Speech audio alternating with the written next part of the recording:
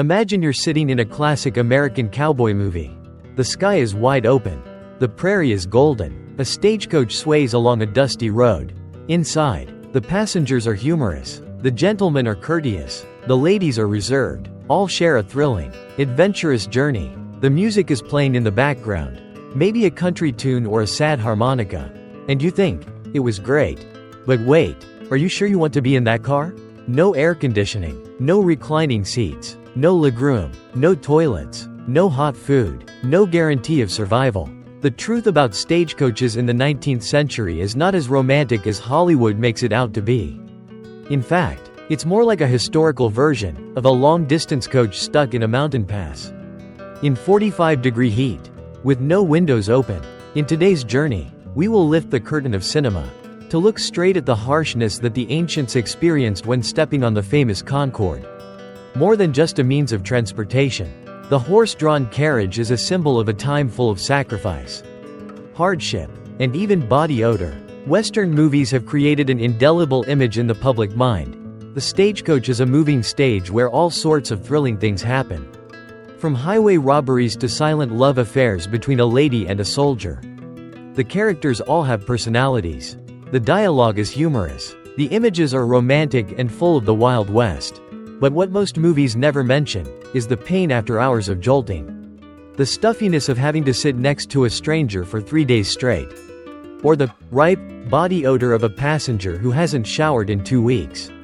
The smooth footage never shows the real sounds, the grinding of teeth, the buzzing of flies, the sigh of despair when seeing the road is still long. Actually, the reason Hollywood hides the truth is understandable. No one wants to watch a 2-hour movie just to see the main character swaying, sweating, and being scared off by a horse.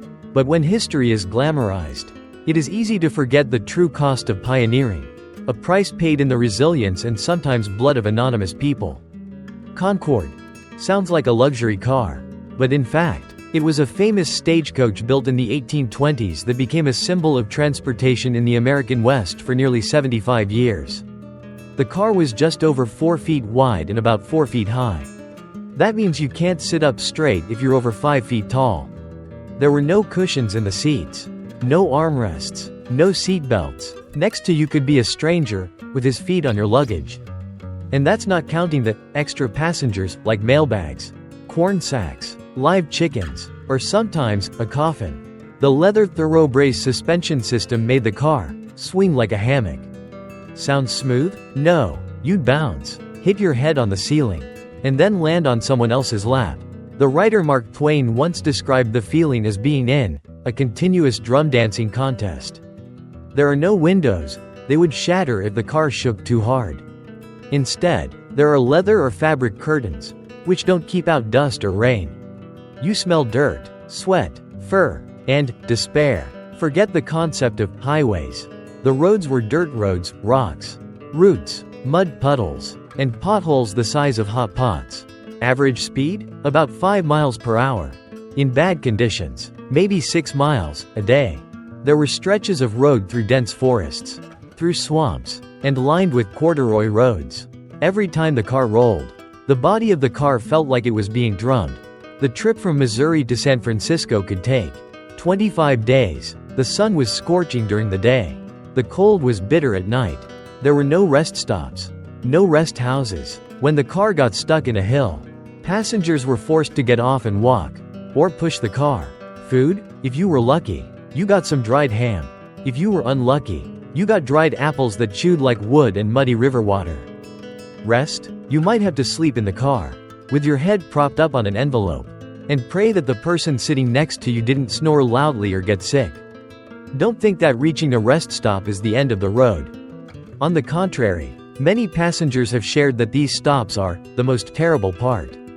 Stations on long routes are usually divided into 2 types. Swing station. Simply a thatched hut with a water trough and a few tired horses. The train stops for about 10 minutes, changes horses and continues swinging. Home station. Sounds fancy, but is actually a house that uses an empty room as a resting place. There is no receptionist, no hot water, certainly no toilet paper. Meals at the stations are usually a survival combo: salted meat, cornbread, black coffee like coal, and baked dried apples. Many people even bring hard bread and cold meats to avoid being poisoned by poorly cooked, unhygienic food. A typical story. A guest complained when he saw the station chef petting a cat and dog and then going back to kneading dough for making cakes. When the guest protested, the station owner simply replied, "Every man has to eat a little dirt in his life, my friend." The guest replied, "I just don't want to eat my whole life in one meal." As for sleeping quarters, men usually had to share beds, 2 or 3 to a bed. Women, if any, had to share a room. There were no locked doors, no freshly washed blankets. Everything smelled of sweat, dirt and cigarettes. Sometimes, you even had to share the bed with a few hidden bedbugs. If you're the type who can't stand forgetting to bring wet wipes, give up on traveling back to the 19th century. No toilets, no privacy. When you need to relieve yourself, you had to ask the bus to stop in the middle of the woods, wade through the bushes, and hope no bears or curious passengers see you. Bathing? Forget it. Some stations have horse troughs, and passengers have to use the troughs to wash their faces. Towels? Shared. Drinking cups? Shared. Some stations even have toothbrushes for everyone to share. Body odor is a given. But even more terrifying is the risk of disease. Common diseases on the route include cholera, transmitted through dirty water, causing rapid dehydration and death within 24 hours. Typhoid, dysentery, flu, tuberculosis, caused by bacteria spreading in closed, poorly ventilated spaces. Mountain fever, a disease of unknown cause, but it causes many people to have high fevers and become disoriented. No doctors, no medical stations, only folk medicine, such as wine soaked with tree roots, or wearing amulets. The sad truth: 9 out of 10 people who died on the journey to the West were due to illness, not due to clashes or accidents. Movies make us believe that the biggest danger is bandits or Indians coming out of the bushes. But the truth is, the danger comes from the car and the road itself. Real threats include car rollover. The Concorde has a high center of gravity, so it can tip over when it hits a slope or a wheel falls into a hole. Broken wheels, broken axles, collapsed bridges can easily cause serious injuries to passengers, or force them to walk for hours in the woods. Panic horses cause accidents, fall off cliffs or hit trees. Drunk or inexperienced drivers. Not everyone is a legendary driver, like in the movies. Robberies still happen, especially on deserted mountain passes. However, the robber's target is usually the mailbox containing money, not the passengers. There are famous robbers like Black Bart, known as the gentleman robber, because he didn't kill anyone, just took the gold and wished the victim a good day. What about the natives? There were clashes, but they were not always the attackers. Many of the clashes were due to Native Americans being robbed of their land, cheated, and resisted. Some of the robberies were even blamed on whites pretending to be the ones who did them. Looking back, the most amazing thing about the Stagecoach was not how far it went. It was that people dared to get on it. The passengers were not just cowboys or soldiers. They were migrants, sick people looking for a better climate, mothers with their young children looking for a new life, or just a peddler of books trying to get to the next town.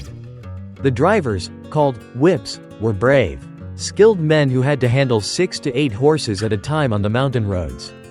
The person sitting next to them, called shotgun messengers, carried guns to protect valuables, and were also the first to be shot if a robbery actually occurred. Each passenger had to follow the strange stagecoach rules. No spitting against the wind, no talking about politics, no telling stories about places that had been raided by robbers or natives, to avoid causing panic. No snoring too loudly, if you could sleep. They lived in fear, in the stench, in the rain, but they kept going, because on the other side of the mountain, there might be a new town, a new land, or simply a new beginning. We have traveled together not in an actual stagecoach, but through the memories and stories of those who rode it, people who, if they were alive today, would be surprised to learn that their journey has been turned into a weekend movie. The romanticization of history is a double-edged sword. It makes us love the past, but at the same time it makes us forget that it was built on bloody feet, incurable fevers, and fitful sleeps in the cold and sweat. Sitting in a comfortable chair today, With steady Wi-Fi, quiet air conditioning, and food delivered to your door. It is easy to forget that, just 150 years ago, a trip from Missouri to California was not an adventure but a test of survival. We tend to look back at history through the eyes of the victors, seeing it as a glorious road to the present. But perhaps it is time to see it more nakedly, as a dusty, shaking, painful, and uncertain road where each turning wheel is part of an extraordinary endurance. And what makes history great is not that it is perfect, it is that it survives. Surviving countless wounds, surviving roughness, injustice, and oblivion. Surviving because of the people whose names are never mentioned but who pushed each wagon through the mountains and forests. Each trembling hand holding the reins in the snow. Each pair of feet walking across the steppe with the fragile hope that there is something better ahead. If you find life today too tiring, remember that you don't have to share a bed with someone who hasn't bathed in 3 weeks. Don't have to share a toothbrush with a stranger. And don't have to pull out a gun every time the car stops suddenly. The world is not perfect, but you are living in a time where your ancestors sacrificed so much to pave the way. And just by taking a moment to stop, understand and appreciate that, you are helping to keep history from being forgotten.